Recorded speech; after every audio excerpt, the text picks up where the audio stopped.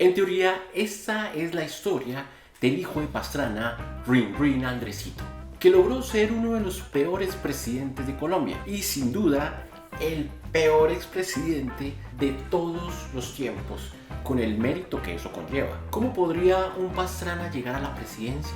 Misael, el padre de Rin Andresillo, lo logró mediante un afortunado corte de luz en 1970, que le sacaría del bolsillo la victoria a Gustavo Rojas Pinilla. El problema es que Rin Andresillo no podía hacer lo mismo porque su padre Misael contó con la complicidad del Partido Liberal, pues liberales y conservadores ambos hacían parte de esa repartija que llamaron Frente Nacional. Después de una breve pasarela por los medios de comunicación, Rin Andresillo, el hijo de Pastrana, llegó al Consejo de Bogotá y después de una magnífica puesta en escena, acaparó los medios de comunicación a través de un secuestro de una semana que le permitió, 2 meses después, hacerse con la alcaldía de Bogotá. Ya en la alcaldía condenó a los bogotanos al peor relleno sanitario que puede sufrir una ciudad. Condenó a los bogotanos a un sistema de transporte público que era un terror de inseguridad y que hacía matar a los conductores por la guerra del centavo, llamada la Troncal Caracas. El abuelito del Transmilenio. Privatizó la recolección de basuras, que en la mayoría de ciudades es de carácter público, y construyó el puente de la 92, un puente que además de fatídico terminó por derrumbarse años después.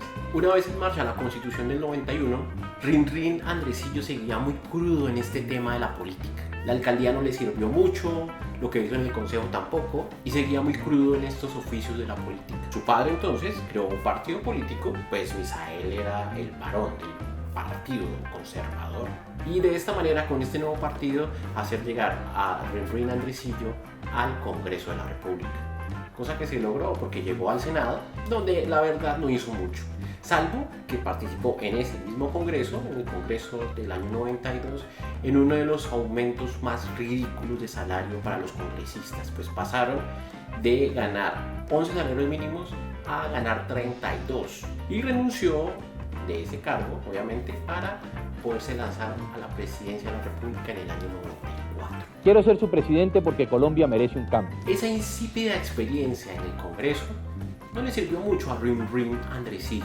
y eso terminó por materializarse en los resultados de las elecciones del 94, donde perdió contra Samper, por lo que su estrategia fue la de jugar al mal perdedor. Una vez Ernestico, el elefante del 8000, el delfín liberal, el tío del payaso que no hace reír a nadie, llegó a la casa de Nariño, y Rin Andresillo optó por la estrategia sucia de hacer una oposición llena de intrigas y lejos de aportar a los problemas reales del país. ¿A qué oposición nos recordará el hijo de Pastrana, Rin Andresillo?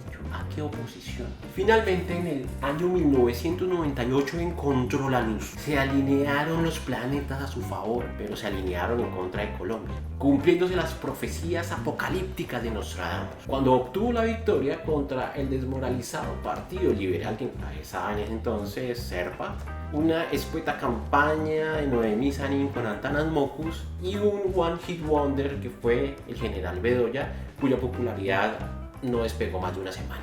Para los millennials, este gobierno puede ser el primero en el que podamos tener realmente cierta conciencia política.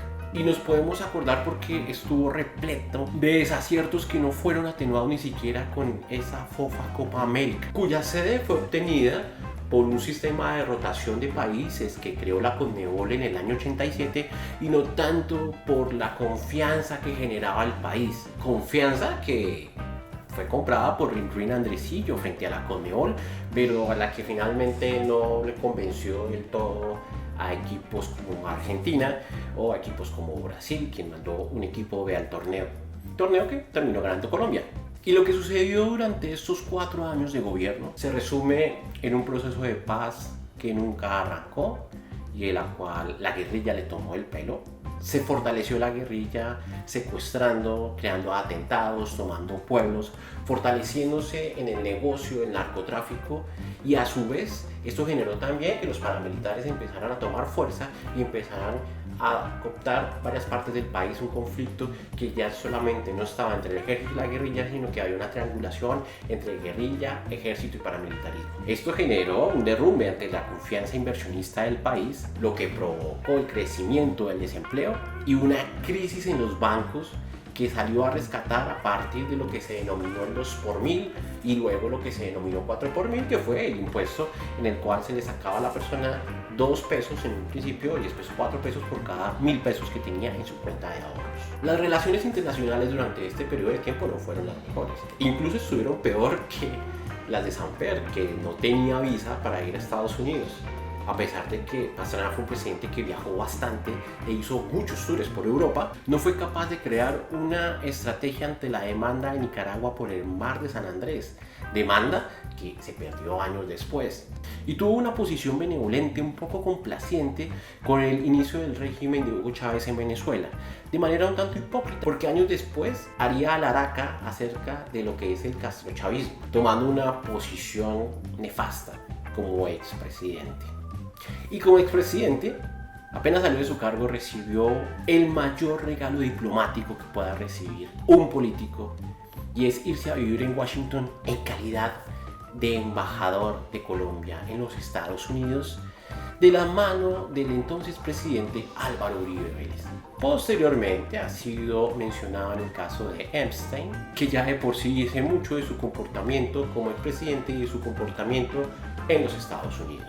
Así, el hijo de Pastrana, Ruin Andresillo, tiene una historia llena de matices que no le favorecen para que salga a hablar de diversos temas. No sé cómo las personas hoy en día todavía lo escuchan, todavía lo leen y todavía le comen un cuento a este señor. Pues sus argumentos tienden a ser vacíos y ni siquiera son aptos, ni siquiera para hablar de temas triviales como el fútbol. Resta por esperar que los nietos de Pastrana, hijos de Ruin Andresillo, como Santi, Vale o Lauris, terminen también en la política y tengamos que sufrirlos en este circo alfinesco de lo que es la casta conservadora de Colombia, en teoría.